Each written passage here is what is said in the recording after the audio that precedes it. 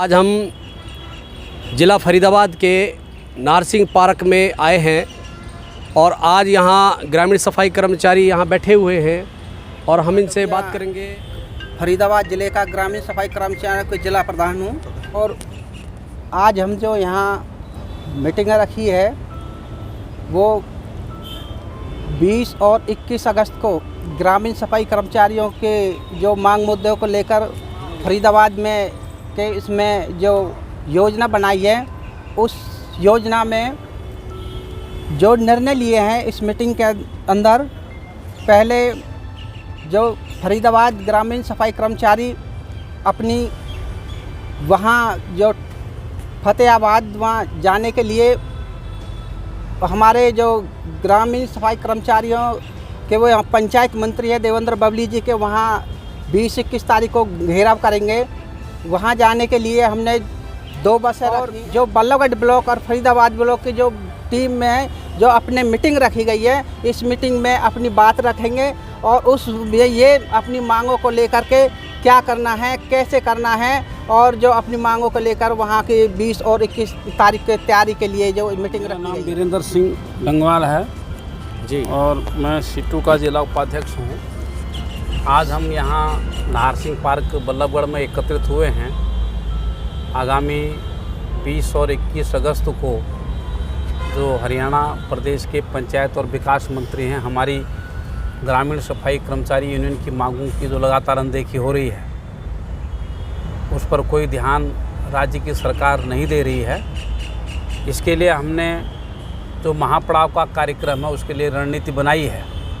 फरीदाबाद से तीनों ब्लॉकों के सैकड़ों कर्मचारी 19 तारीख को यहाँ से टोहाना के लिए प्रस्थान करेंगे और उसकी तैयारी के लिए तीनों ब्लॉकों की मीटिंग 3 तारीख को फरीदाबाद और बल्लभगढ़ ब्लॉक के ग्रामीण सफाई कर्मचारियों की मीटिंग इसी पार्क में सवेरे 11 बजे बुलाई है तैयारी के सिलसिले में। और 5 अगस्त को तिगांव ब्लॉक के कर्मचारियों की मीटिंग तिगांव में होगी व्यापक तैयारी के सवाल को लेकर के। इसके अलावा हमने ग्रामीण सफाई कर्मचारियों की स्कूलिंग का आयोजन करने का निर्णय लिया है। इसके साथ साथ जो सीटू के कार्यक्रम हैं उसमें 8 अगस्त को कन्वेंशन और 14 अगस्त को जो रात्रि पड़ाव का कार्यक्रम है उस कार्यक्रम में भी ग्रामीण सफाई कर्मचारी बड़ी संख्या में भाग लेंगे। उसकी भी योजना हमने तैयार की है। आपको मालूम है कि देश की आज़ादी के लिए जिन लोगों ने कुर्बानियाँ दी हैं, इसी अगस्त के महीने में ही 14 अगस्त 1942 को अंग्रेज़ों का जब शासन था देश में, देश को आज़ाद करने के लिए हमारे लोगों ने लड़ाइयाँ लड़ी। उस समय अंग्रेज़ों से कहा था कि अब लंबे समय तक देश को आप गुलाम नहीं रख सकते हैं, आपको भारत को छोड़ना पड़ेगा। इस नारे को लेकर के पूरे देश में दोबारा से आज़ादी का आंदोलन तेज़ हुआ और उसके बाद अंततः देश हमारा आज़ाद हुआ। इसलिए 14 अगस्त को हम रात्रि पड़ाव के लिए सेक्टर 12 जिला उपायुक्त कार्यालय के सम्मुख पूरे फरीदाबाद ज़िले के सभी कारखानों के कर्मचारी, मजदूर भाई, सभी परियोजनाओं के कर्मचारी उसमें भाग लेंगे। उसकी हम पूरी योजना बना रहे हैं। इसके अलावा महंगाई के सवाल पर जो आज केंद्र की सरकार ने खाद्य पदार्थों में आटा, चावल, दाल, दूध, दही, पनीर और अन्य जो वस्तुएं हैं उन पर 18% GST लगाया है, उसके विरोध में भी 30 सितंबर को सवेरे 11 बजे BK नगर निगम चौक पर बहुत बड़ी भारी संख्या में मजदूर, कर्मचारी, नौजवान साथी आकर के सरकार की जो लगातार योजना है महंगाई पर रोक सरकार नहीं लगा रही है, बेकाबू हो जा रही है, सरकार से बाहर हो रही है, महंगाई को रोकना सरकार इसको रोकने में विफल रही है। इसके विरोध में बहुत बड़ा प्रदर्शन हम बीके नगर नीम चौक पर करेंगे आने वाली 30 जुलाई को।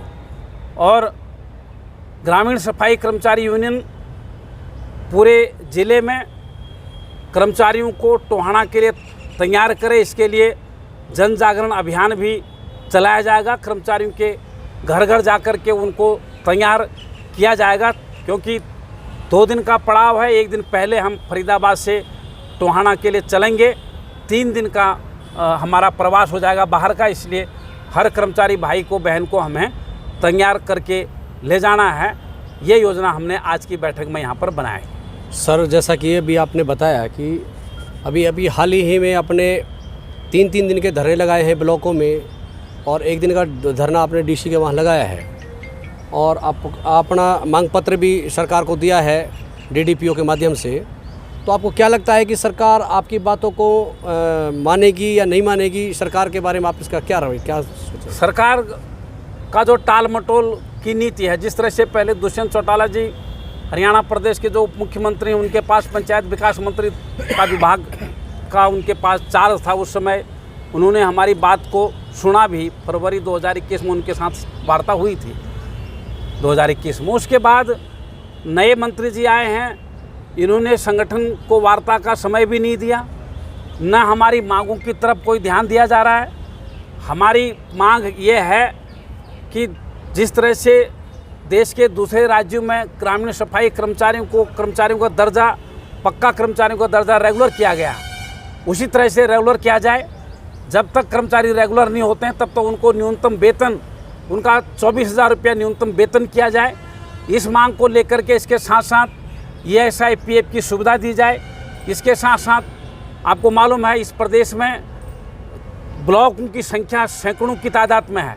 140 के लगभग ब्लॉक होंगे, उसमें से केवल जो है ना 30 ब्लॉकों में ही अभी तक काम करने के लिए औजार नहीं दिए। हमने DDPO साहब को जब हम मिले थे 18 तारीख को, उस दिन हमने उनसे कहा भी था कि एकमात्र फरीदाबाद ब्लॉक के BDO ने कर्मचारियों को काम करने के लिए औजार दिए हैं, दूसरे ब्लॉकों के BDO ने अभी तक ये सामान नहीं दिया है।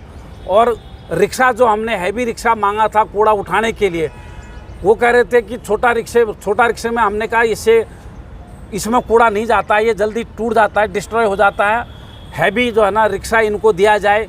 गांव में गलियों में जो कूड़ा आता है, अड़ंगा जो एकत्रित करना होता है, उसको रिक्शे में लोड करके दूर ले जाने के लिए जो है ना कोई व्यवस्था हमारे पास नहीं है।